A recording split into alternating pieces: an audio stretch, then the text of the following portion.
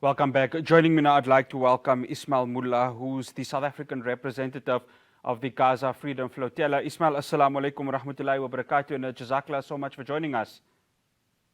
Wa alaikum salam wa rahmatullahi wa barakatuh. It's a pleasure and an honor to be part of your program.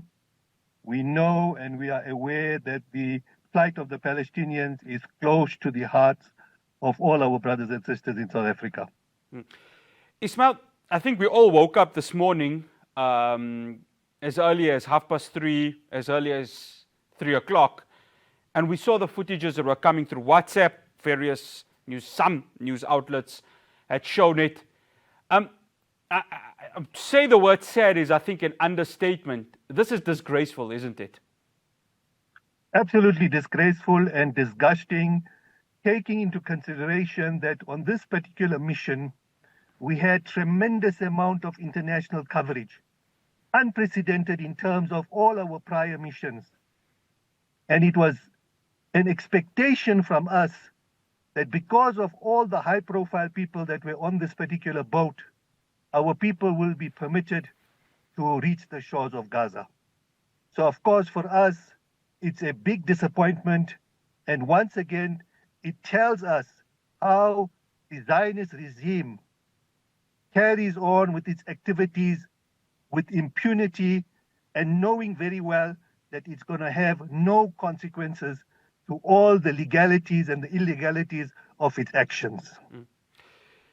Ismail, for anyone who doesn't maybe know what a flotilla is not a huge vessel. It's not one of those MSC cruise ships. It's not a massive oil tanker. I mean, this is a ship that one could say some are labeling it an underdog ship. So much of aid that is carrying in there. And it's one of those ships like a child, it needs to be cared for in the ocean. And for 1 week, this has been the case. The flotilla has that vulnerability to it, doesn't it? Given that even though it is carrying a lot of goodwill in it, it's a ship that can be struck at any time. Remember, the flotillas are part of an ongoing operation.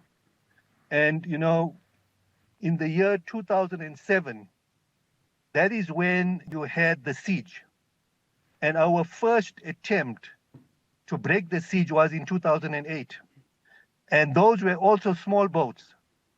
Those were, we had altogether 2 boats, and we had almost about 50 activists that were on those 2 boats. And in 2008, although we were being followed by the Israeli Navy, we managed to get to the shore of Gaza. It was the first and the last time that any of our missions were successfully able to reach the shores of Gaza. You may recall in 2010, we had the Mavi Mamra, and the Mavi Mamra was a very huge ship. And it had almost about 600 activists on board.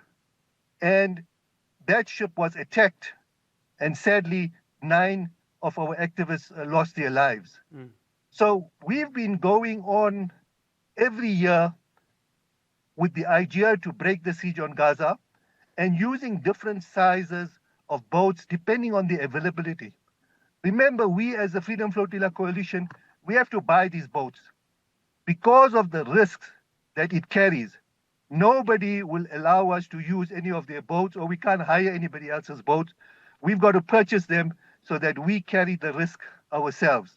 If you recall, last year, we had almost 1,200 activists that were in Turkey. And we had huge ships that had almost 5,000 tons of aid that we were going to go to break the siege on Gaza. Sadly, we were given no official permission to leave the port. So that mission was aborted. If you recall, last month, we had the attack on the Conscience. Again, the Conscience was also a much bigger ship than the Madleen. And that was going to take almost 200 participants and carry almost 2.5 tons of aid. So the Madleen was supposed to be a support ship to the Conscience. And because of the attack on the conscience that took place a month ago, the conscience was immobilized. The activists on Madleen decided to go on their own. So yes, you are correct. The Madleen at the moment is a very small ship, and it has only 12 passengers, and it has token amount of aid because of the size of the ship. But the message is very important, and the message is that the siege is illegal.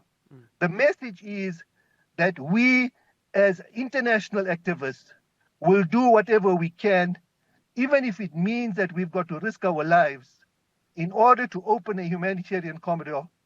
And based on ICJ rulings, we need to get aid into Gaza. One final question before we go into the break, Ismail. Just listening to Yasmin Aika and the fear that came in her voice, I think they knew at the time what the Israeli occupation forces were going to do. And this wasn't obvious, wasn't it? I think everyone here in the entire globe was hoping this would not happen. But given the nature of the IOF, it was bound to happen, wasn't it? That's correct. So, the conscience was to us was a very surprising attack, because previously we've never been attacked 2,000 kilometers away. Remember, our ship was in Malta. The scene that is playing out this morning was what we have experienced on all our previous attempts. So this was very normal for us. And in terms of the fear that you say that you hear on one of our participants, I mean, that is very natural, because anything can happen and you are at the mercy of trained soldiers, whereas we are just ordinary people with very little military backgrounds, or no military background, in fact.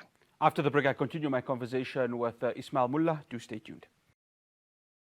Welcome back. I'm still in conversation with Ismail Moola. He's the South African representative of the Gaza Freedom Flotilla. Jazakallah again for staying with us. Ismail, I know we don't have much time with you.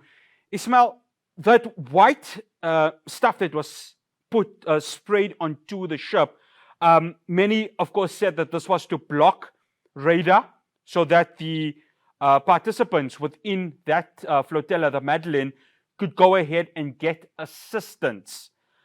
When I saw that white substance that was being sprayed onto the boat, I could not help but wonder that it kind of took me back to when the Israeli army was using white phosphorus in Gaza and in Lebanon. And when you looked at it, of course, that is illegal. I mean, it's kind of obvious, isn't it, for the normal human mind to think about it, given the level of war crimes right now that Israel are perpetrating. Absolutely. And this is all part of the scare tactics that the IOF will use. And again, it has that kind of effect, because our people are non-violent. And as if you looked at the pictures that were being broadcasted just before they were taken over, you will see that they had their hands all up in the air in a non-violence kind of activity. So there was no need for the Zionists to do any of these things. Ismail, right now, no one knows the actual fate of the participants that have been kidnapped.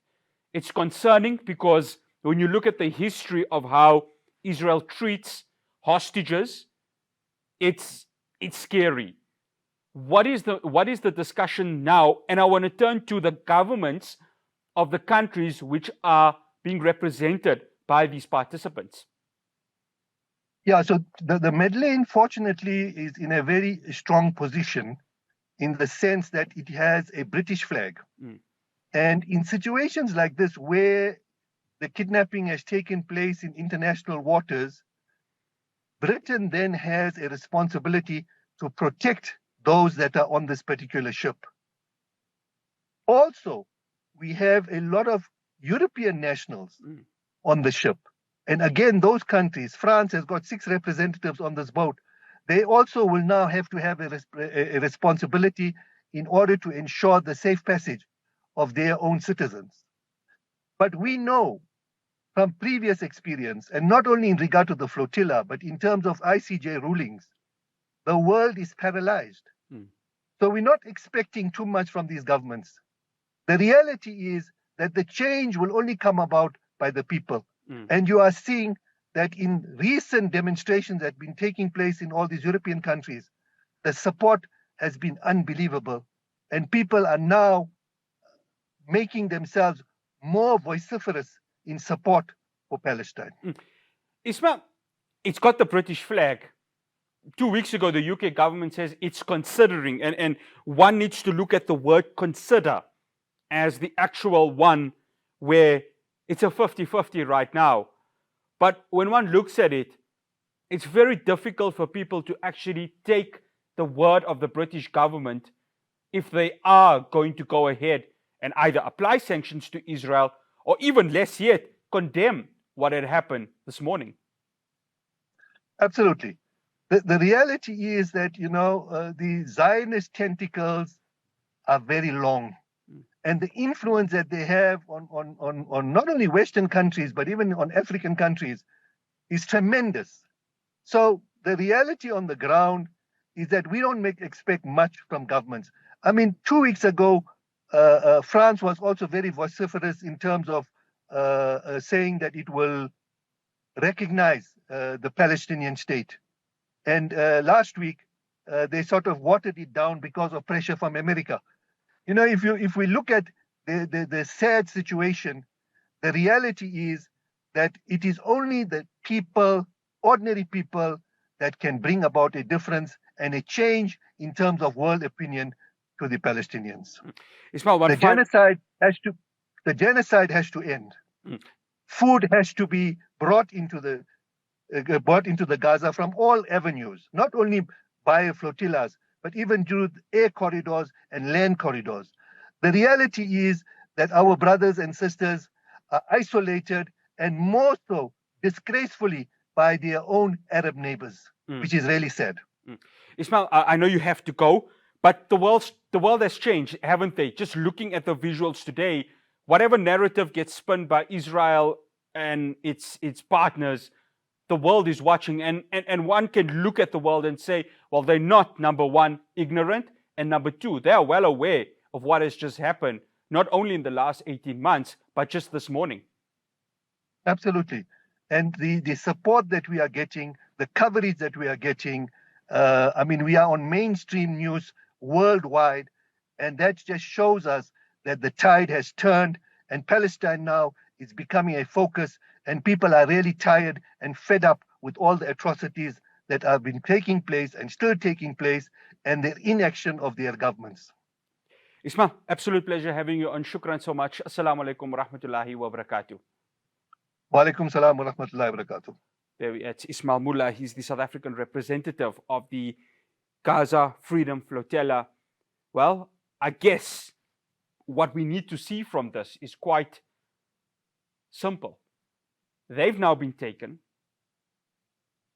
The way going forward is going to be quite interesting because most of them are citizens of European nations, the very same European nations that have gone ahead and supported Israel in this genocide that is happening. And even though the rhetoric is slowly starting to change, there's going to now be a huge test of this morality of the West, because its citizens are now hostages. We've never heard of this before. Actual hostages from Europe being taken into Israeli prisons. Well, Israel always amazes us every single day by its actions. Some may not consider it a surprise. Some others may consider it a surprise. But now they've got hostages of these countries. Boy, I'd love to see the diplomatic row or the diplomatic story that's going to be followed with regards to Europe trying to get its citizens from Israel. Given the nature of who Israel is, they take no for an answer when it's coming to protecting its so-called security or so-called state. This is going to be an interesting turn of events. Well, that's all we have for you here on News in Focus. From myself, Faraz Patel, and the rest of the team in Johannesburg. Assalamu alaikum wa rahmatullahi wa barakatuh.